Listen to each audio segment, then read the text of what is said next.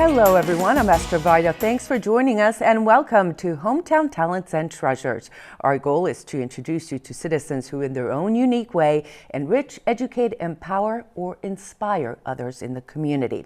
We're going to be talking about hunger in the Merrimack Valley. This is a tough topic that has not only Congress but the public divided on how to solve it. Hunger in the United States and New England is at a historic level. Why and what can be done?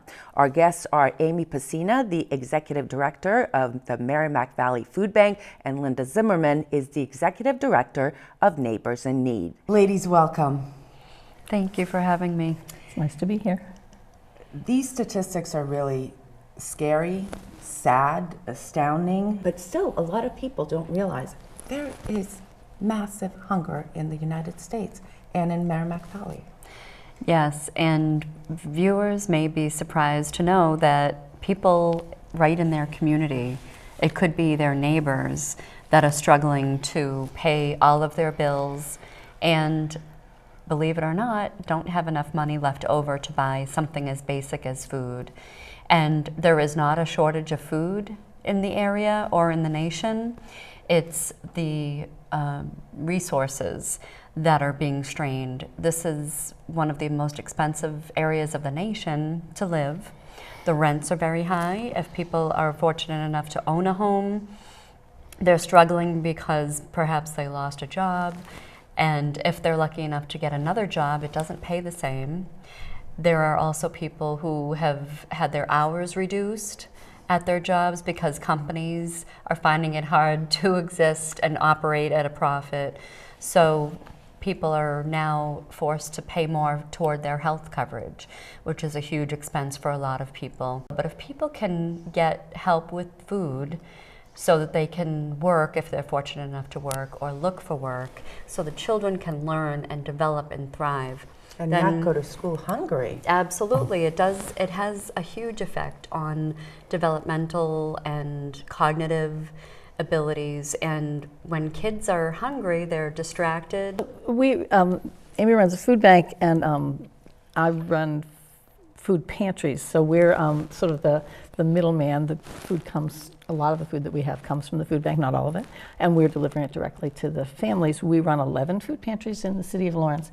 The economy, the hunger issue, the economy is getting better for a few, but certainly not in Lawrence. And because I'm working mostly in Lawrence, it's very clear. The people in Lawrence are not doing better at all. We get a lot of phone calls from people, and we also, nor are they in the suburbs.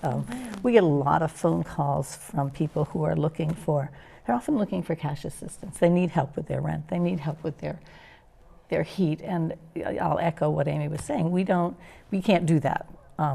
But my advice is always, okay, come to the food pantry. We'll get you food for the week. Go to the soup kitchen if you need to get food tonight, because I can't get you food until tomorrow morning at 8. And hold on to your money to pay for other things. And that's the sort of constant juggle. One of the things you were talking about, kids, in the summertime we have a real issue. The kids aren't in school. In Lawrence, most of the kids are getting their breakfast and lunch at school. And so when summer comes, they're not. There are lots of summer programs that provide breakfast and lunch, but you got to get there. And there's a lot of people who are running summer programs as much to provide the activity as to provide a venue where kids can get food. But still, the demand for us is huge in the summer because all of a sudden there are lots of kids at home, and there's no breakfast and there's no lunch. And we've struggled for years in the summer, and the only reason, you and I have talked before about the vegetables, the only reason that we're able to be really more generous than we used to be during the summer is that we have a huge farming program. I want to get to Farmer Dave in a second, but first I just want you guys to talk about how the face of poverty and hunger has changed, because been to a soup kitchen that people are driving up in seemingly nice cars, nice clothes, not the people that you would expect to see at a soup kitchen, at a pantry. Amy? Yeah. I hear what you're saying from a lot of people, and that's part of the education also. And people like we said, have other bills to pay, and we want them to be able to pay those bills. And people may say, well, I saw a really nice car parked outside the food pantry. Why are they doing that? We don't know their situation. They could have purchased that vehicle when things were going well for them, when they still had a job, and then things have changed. And it can happen in the blink of an eye. It could be an injury, an accident, an illness, or a loss of job, a divorce, a fatality. Sadly, there are a number of different things that can put somebody in a position from being a donor of a food pantry or food bank to a recipient. And we've seen it at the food bank because we have one of our programs is a mobile food pantry. And we deliver groceries once a month to seniors and disabled people that are homebound. They can't get to a traditional food pantry. So a young mother of a little over 30 years old would conduct food drives at her kid's school. She was the president of the PTO. A few years later, she called and said, I cannot believe I'm calling you, but I need help with food. Wow. Her husband is wheelchair bound due to a spinal cord injury, and even when she was doing these food drives and keeping active with her kids, that was the situation. But then she found herself with a debilitating illness, and she couldn't work any longer. You just can't take anything for granted. And No, she needed our help.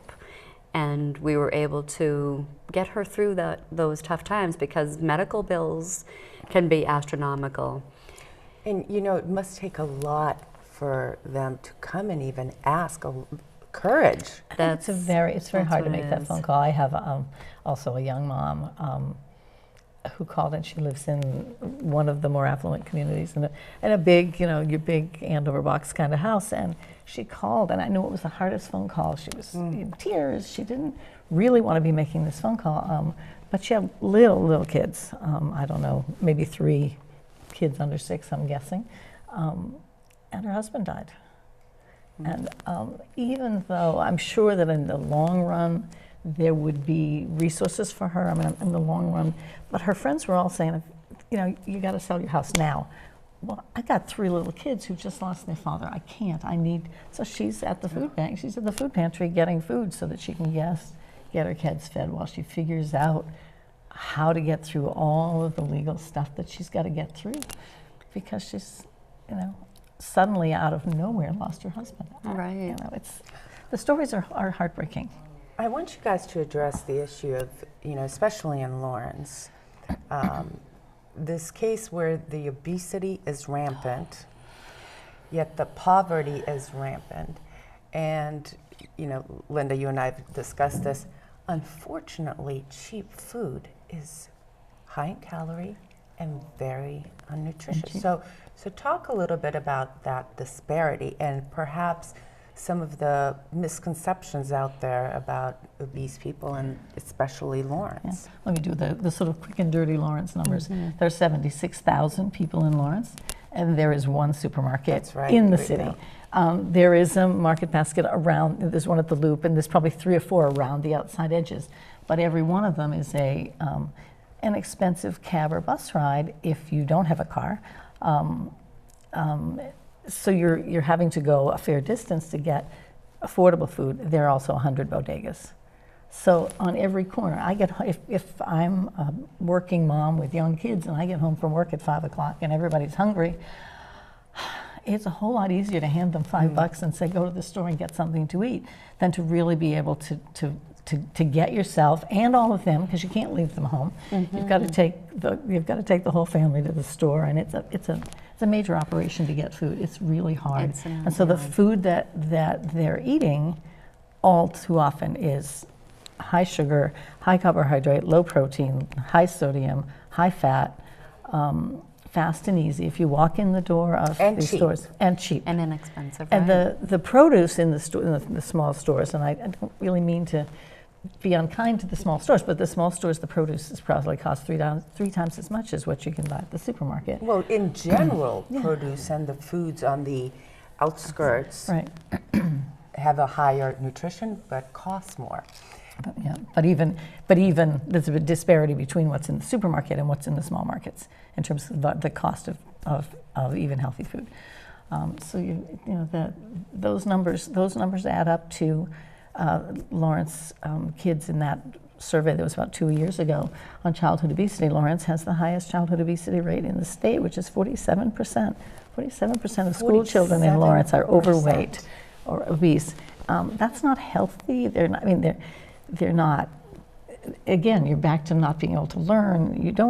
If you don't have good food in your body, you're just getting by. You're tired and dry. Yeah, I know. We go again. Let me ask you to address alongside this stigma that poor people are lazy. It's something that you hear. It's something that exists out there. Address that issue. It is a stigma. It's a myth, and at the risk of making a big mistake, there are people who, through no fault of their own, are going to be in this cycle. They're going to rely on public assistance, food pantries, because that's all they know. Right. And in some cases, it's a point that needs to be made. Yep. It's more lucrative to get Easier. assistance. It's easier. Because if And you they have have to, no if you're going skills. to work, right? And that's the root cause of the poverty is the lack of training, education. Environmental issues are going to have an influence on people and their decisions. Our parents' generation are struggling financially. They worked, they rebuilt this country after wars, they served in wars, and now they're struggling with whether to buy medication or food. They're cutting their medication doses in half to make them last longer, and they're at the store saying, okay, can I buy this chicken breast, or do I have to save my money to pick up my prescription? And I saw some numbers that I don't have with me right now that veterans coming back struggling. Terribly difficult problem. Terribly. There's a lot. I mean, there's a lot of homelessness. There's a lot of, and all the generations of veterans. Then there's the guys who are coming back now. They're coming back. So many of them are coming back so damaged. Unemployment is still high. Yeah, we can't. Big deal. Big picture. We can't fix hunger without fixing employment and fixing education. I mean, just Education, can't. training. Well, let's talk about Farmer Dave, who has been so good to a lot of food banks or your food bank and pantries. And it's also an educational part in it, and nutritious, which I think is so important, because we think about food banks and we think about the cans and the boxes, the which processed, are great. Yeah. The cans of potatoes. cans I'm of so potatoes. tired of And the cans of potatoes. So yeah, we've developed over the last 5 years a huge farming program. We have a lot of different farms that are.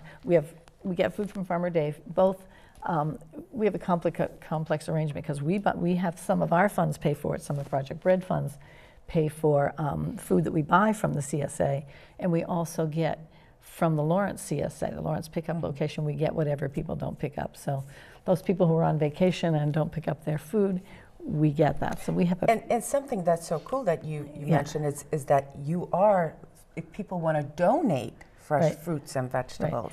Right. So we have the CSA, which is one piece. We also have another farmer that is my big hero, and he is a farmer in Windham, New Hampshire, who grows food specifically for us. He has a lot of land, and he can't really afford to farm it. And yet, the first year he planted a field, and now he plants 3 or 4 fields. Last year we got 30,000 pounds of groceries from this one guy. And you and I tried to get him to come on the show with us before, but he's very shy and very humble. This year we won't see as much food because it's been a really bad farming year. So that's when you really realize how dependent we are. The other people that we are have developed a really wonderful relationship with is Pleasant Valley Gardens. They grow Fedulis. They grow all the squash and peppers that you can buy at the market basket in Andover, or North Andover. But the stuff that can't go, the red and green potato, peppers. So we've gotten more than 6,000 pounds of food so far from them this summer. Wow. So we have, but we work really hard. The Pike School kids are going to pick drops at Smolac next week. So we'll have apples. Right. So there's that educational component. Yeah, we kind of keep the kids involved. And so the farmer in New Hampshire, we have kids and adults up at the farm 2 days a week, weeding and hoeing or picking. This week we had 10 people. We picked almost 4,000 pounds of corn on Thursday and Friday with 10 volunteers. It's really easy. So we've been really working hard at finding produce for us. I mean, you have a harder problem because you're looking for larger produce for 100 and something food banks. Exactly. And if I may talk about Farmer Dave a little more, we have a program at the food bank that benefits pantries like Linda's called MEFAP, and it stands for Massachusetts Emergency Food Assistance Program. It's one of the government-funded programs that Linda mentioned earlier, and Massachusetts is only one of a handful of states in the nation that has a line item for food banks. So we and the other 3 food banks get a portion of the state budget for food. And a component of that food is mass-grown food. So it supports local farmers like Farmer Dave.